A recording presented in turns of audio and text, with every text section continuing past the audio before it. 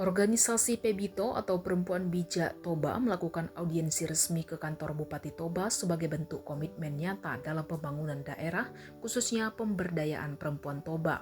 Audiensi ini menjadi momen penting bagi Pebito untuk menyampaikan visi dan misinya yang merupakan panggilan jiwa dalam mengekspresikan diri serta berkontribusi dalam menjawab tantangan pembangunan, termasuk menghadapi persaingan era perdagangan bebas tahun 2025 yang semakin kompetitif. Dalam pertemuan tersebut, Pebito menegaskan perannya sebagai agen perubahan yang memperkuat nilai kekeluargaan dan persaudaraan antar perempuan Toba.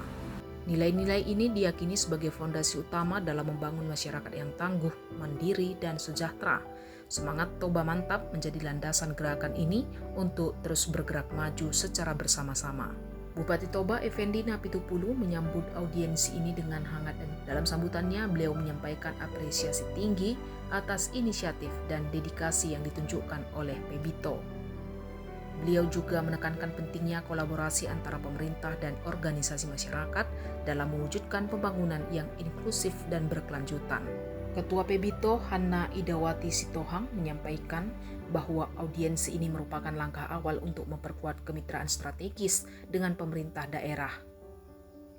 Ia menegaskan bahwa Pebito hadir bukan hanya sebagai organisasi, tetapi sebagai gerakan perempuan yang memiliki kepedulian mendalam terhadap kemajuan sosial dan ekonomi masyarakat Toba.